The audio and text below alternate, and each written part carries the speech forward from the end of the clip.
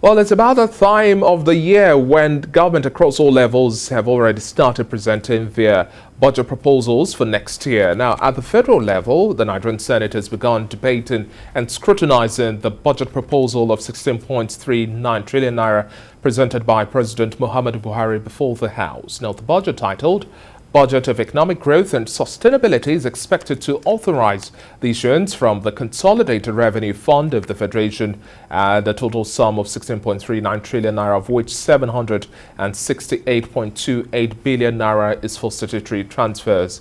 Now, the proposed expenditure also comprises of non-debt recurrent costs of 6.83 trillion naira and personnel costs of 4.11 trillion naira. Let's now analyze the implementation and areas of concern for the year 2022. Well, joining me to do that and more, I have the head of research at BudgIT, Abel Akeni. Thank you very much for joining us on the show today. Yeah, thank you very much, David. It's good to be back on the show. Let's first of all start off with the implementation. That's one of the biggest index of measurement to see how well the budget is performed.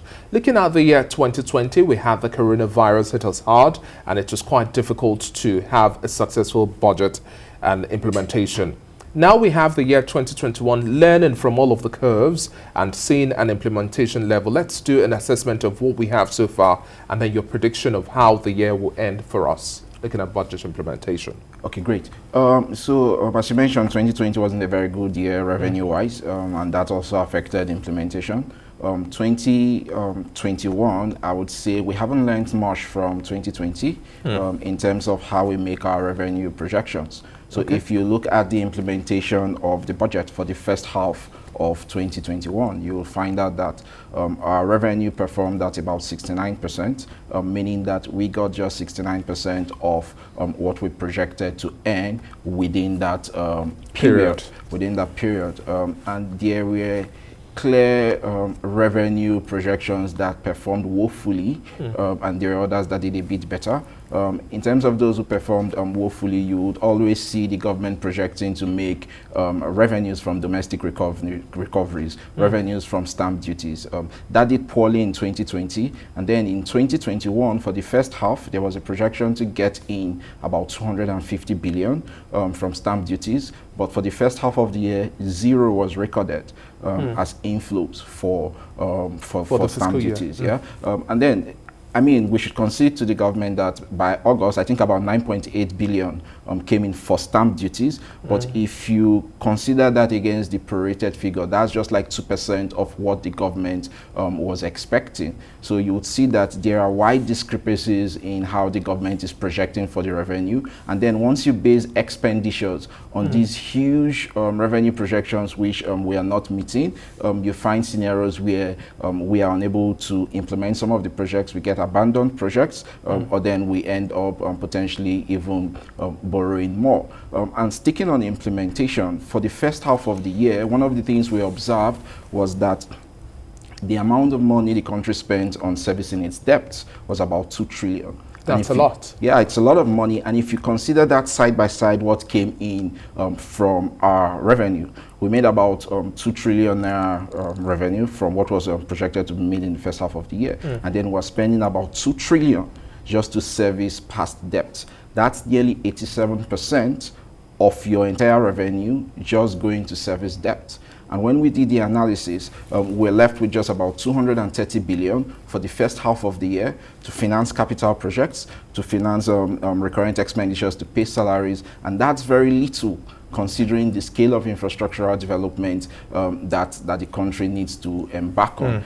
The implication is that the country had to borrow a lot in the first half of the year because of these weak projections. Revenue shortfall. Yeah, because of the revenue shortfall. So there was a lot of borrowing. And if you look at the implication on capital projects itself, by the first half of the year, we expected to have spent about 1.5 trillion on capital infrastructure projects. That's excluding those in the statutory transfers and government-owned enterprises. But by that time, the government was only able to release about 781 billion through cash backing and authority to incur expenditures. And that's a small amount of money compared to what was supposed to have been spent during that period. So let me pause here. Now, there's a school of thought to also say that we've seen the same old narrative play out, just like my previous guest also said.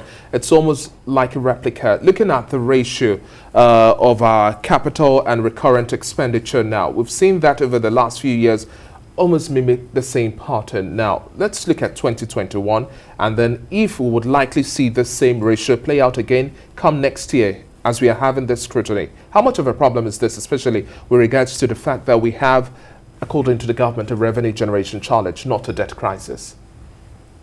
Okay, so I would like to disagree with the government first and foremost. I think we have a brewing debt crisis. We also have an imminent or an immediate debt servicing crisis. Then in terms of the ratio of the capital expenditure to the recurrent expenditure, we still have more of the same, more of what we've seen over the years. Do you think that stifles our growth rate? So it stifles it, but the problem is bigger than that, largely because even what is listed as our projected expenditures for capital projects, it's even not in reality as high as that because of what you would see during the year. Of the government missing its own revenue target. And once you meet your revenue target, no matter how high your projection for capital infrastructure is, you would be unable to fund it. So whatever the ratio is now, it's going to be worse by the time implementation starts if the government continues with the high revenue projection it has at the moment. And I would say part of why I mentioned at the beginning that we haven't learned a lot from the past is that there are a lot of things driving the current high deficit we have, and there are a lot of things driving the scenario we find ourselves where the capital expenditures are unable to even match the little ratio we have in the budget. One of that is that you have MDAs and federal government agencies, including things in the budget that may not necessarily be of capital. They may not be relevant, but in some cases, they are not even capital projects in the first place. But these things make their way into the capital budget. So what you have as the final figure for your capital budget for the country is even not totally correct, because a large part of it also is going to fund recurrent expenditures. For example, in 2020, we had about 112 meetings and conferences listed as capital projects. We all know that these are not capital projects, but these came under the capital expenditure budget. And we see similar patterns happening again this time around. We see similar patterns happening again. So I would say it's not healthy for growth. There needs to be a strategy to contain the scale or rate at which frivolous items are making their ways into the budget. Let me now button here and taking you on the mention of frivolous items here, and also looking at how we can slim the budget, ensure that we have it much more effective. This goes to your report looking at duplicated capital projects now. Within this regard, as part of the scrutiny, what do you think would be the biggest oversight to have that might likely tilt to the same old narrative your firm came up with? Over 300 capital projects duplicated. Okay. So in that light, I would like to say there's some improvements this time around, because we've looked at the 2022 budget.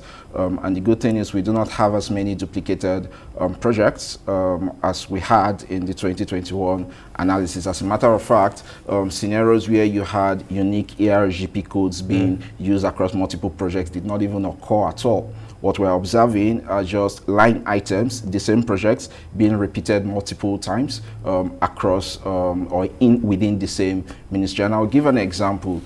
In 2021 budget, there was this project for the construction of an aquatic market in Niger State. And in the specific location in which it was to be constructed, you had that same project approved across 3 different agencies. And these 3 different agencies do not even have the mandate for constructing such a market. One of them is a college, the other one is the Agricultural Quarantine Service, and then we have the Nigerian Institute for Oceanography and Marine Research.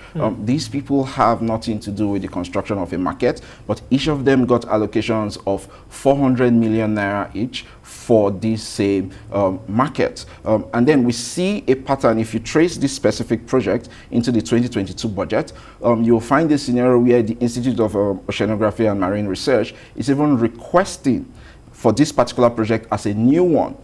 So it's presented not even as an ongoing project, but it was requested as a new one. So it's requesting for a fresh 500 million for this project. And then when we look at the paper trail over the course of 2021, you'll find out in June and July there were disbursements for this project. How come are there no red flags, especially when we are looking at scrutiny of these proposals and documents being presented? How come don't we have red flags being raised here? So there are red flags being raised. What I would say is there's limited political will by the political class to clamp down on some of these issues.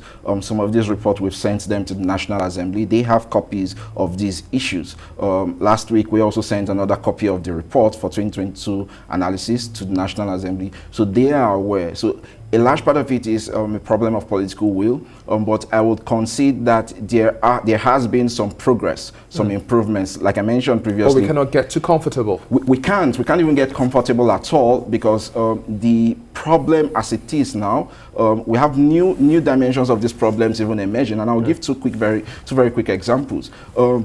If you see the Budget Office circulars and guidelines, they are making efforts to clamp down on the expenditures from MDAs, and they've issued guidelines, for example, since August, putting a ceiling for expenditures, capital expenditures for the different MDAs. But what we had was you had politicians and other influencers going around some of these MDAs and promising them that they could breach that ceiling. And the Budget Office had to issue a warning, I think that was by September 6th, that anyone who goes above the ceiling ultimately will be reported to the ICPC.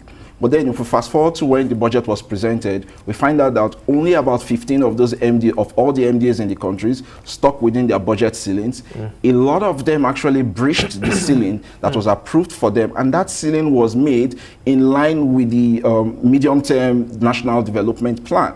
So if we have MDAs who are influential enough to breach certain guidelines, how much hope do we have that when we make interesting plans as a country, we'll be on track to fulfill them? Let's look at attempts now. Globally, we see their governments trying to streamline their budgets and reduce the cost of governance. Do you think at any point in time Nigeria will get to that point?